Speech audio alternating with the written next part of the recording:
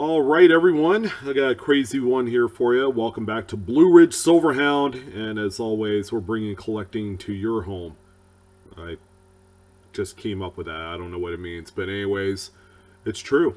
I'm bringing bringing collecting to your home, and we have two nickels on the screen right here. And believe it or not, they look very similar. One looks like it's a little bit more circulated than the other. But what if I told you that this is really two different nickels that were produced by the mint? Okay, one again was intended to be just a regular circulation business strike coin, and the second one looks like a really high-end version of the business strike coin. Only what if I told you that the overall mintage of the 1994P on the left-hand side that looks just downright ridiculous because it looks perfect, almost borderline cartoonish in a way. But to give you an idea of the disparity in mintage figures, the coin on the right had a production of 722 million and then some odd pieces. It's a little bit over that. The coin on the left was only available in a certain special kind of set that was available in 1994 for the low price of $34. That was the early startup cost for that. And the overall mintage for this particular coin is only 167,703. Wow.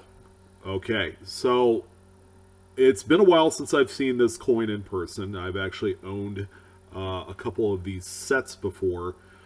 But the coin on the left is a sample of what we call a special strike. Okay, it's an SMS coin. It is intended to give it the appearance of a matte proof, so the finish is extremely satin-like. The coin was only made available in the 1994 Thomas Jefferson coin and currency set. So along with the Thomas Jefferson commemorative that was available in the set at the time, there was also a $2 bill. I believe it's a 1991 series or something to that effect. Here are images of the actual set, that you would find the matte proof special strike nickel in. Extremely low mintage. As a matter of fact, to this day, this is the second lowest mintage in the Jefferson nickel series. Even usurps a lot of the proof mint figures that from 1938 all the way up till this point. So it's a very interesting coin.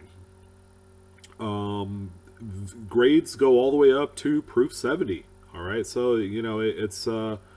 These are built with quality in mind. Okay, they are struck with specially prepared dies, much like the proof coins, only on these ones to achieve the satiny strike that they're looking for. They actually sandblast the dies as opposed to polishing them to give it kind of that fine pebbly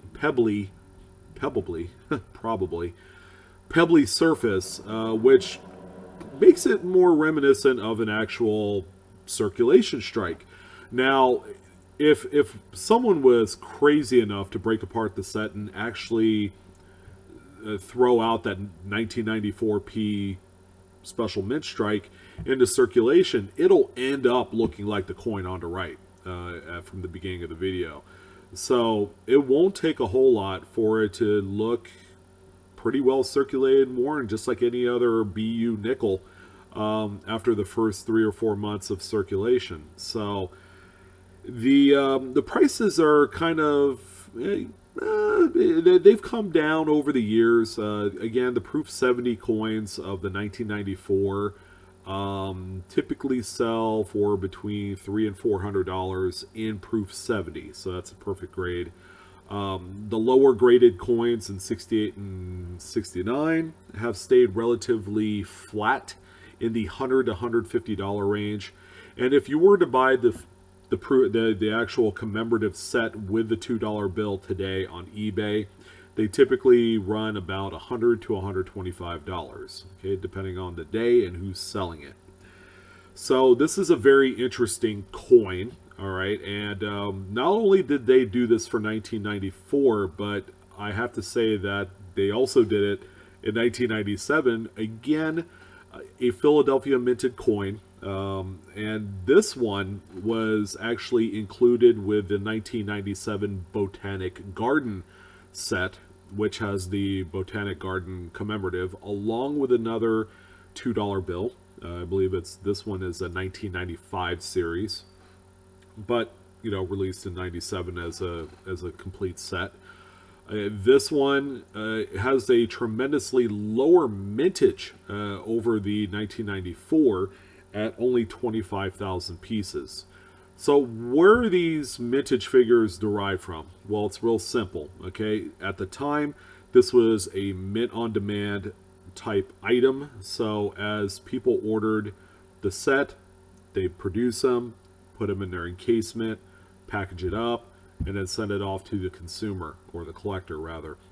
And in 1997, at this time, modern commemoratives was kind of on the back nine of their popularity. As a matter of fact, people hated them.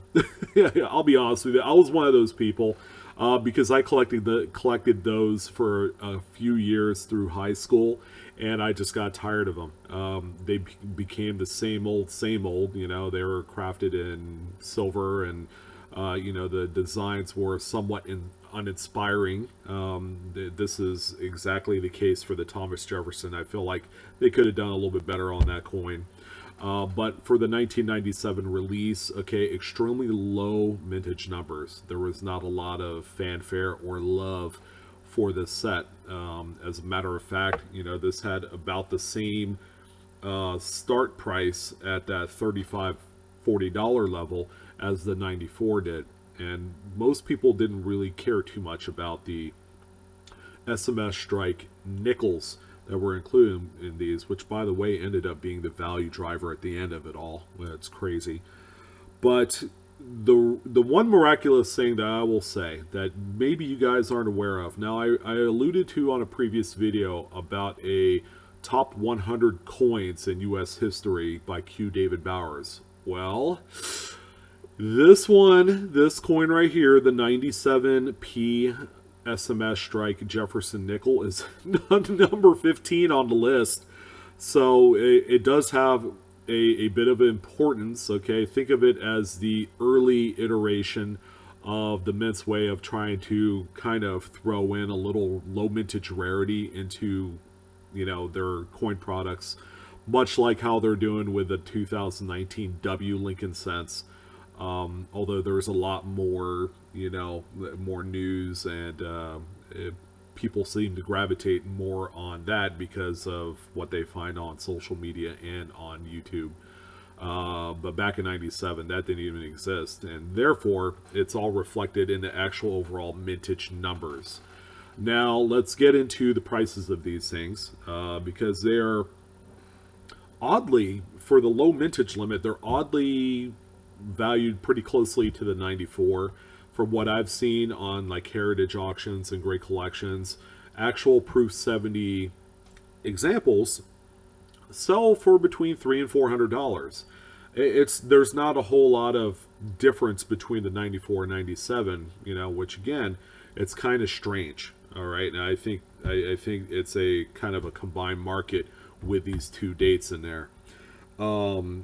Again, 25,000 mintage limit based off of the actual sales of the set. And again, there are proof 65 all the way up to 70, and the prices, they kind of drop at about 125 to 150. And the lower grades are worth a little bit more.